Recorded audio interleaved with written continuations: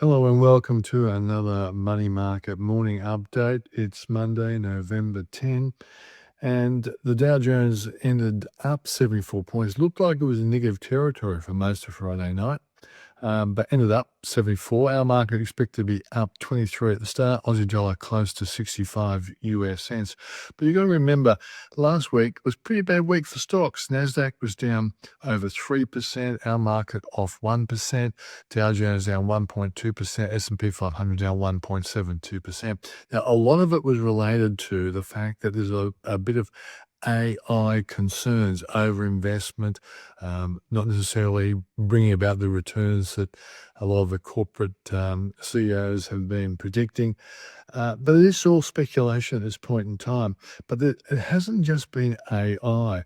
We've seen that the Michigan University consumer sentiment number came in close to the worst ever level in its history. Now, that's related, of course, to the shutdown. Over 30,000 US government public servants on hold because of the shutdown, even to the extent that there are air traffic controller problems and 700 flights were cancelled last week. And there's a question mark over what the shutdown is going to do for the economy as well, at a time when we're not getting the statistics because of the government shutdown. So, and also the Federal Reserve Bank boss Jerome Powell used the F word, F for fog. He basically saying he's navigating the US economy through a fog because of the shutdown and because of a number of data, important data drops not coming through. Not quite sure what's going on. All of this adds up to also the fact that there's deficits are pretty big. Inflation's sort of kicking up a little bit as well. All this has created good reasons for negativity at a time when the stock market has been rallying like never before.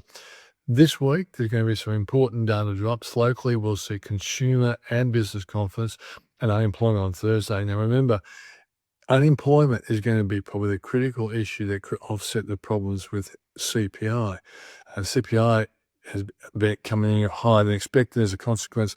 Interest rate cuts have been put on hold probably to the middle of next year, according to most economists. But of course, if the labour market gets worse and unemployment rises, then the RBA may well be forced to move earlier on rate cuts.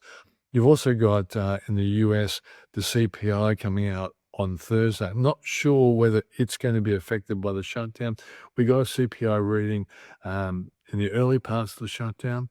So that's going to be another important watch for the market. There's also speculation that this shutdown will certainly be finished before Thanksgiving, which is the final Thursday in November. So, but there still could be some time.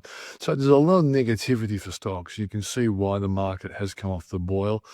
There could be bigger issues afoot. I'll look at those with the Switzer report this week, and also in Switzer Daily, there'll be a number of observations around whether we should be getting a bit suspicious about this rally. Anyway, that's me for the day. You have a great day yourself. Talk to you tomorrow.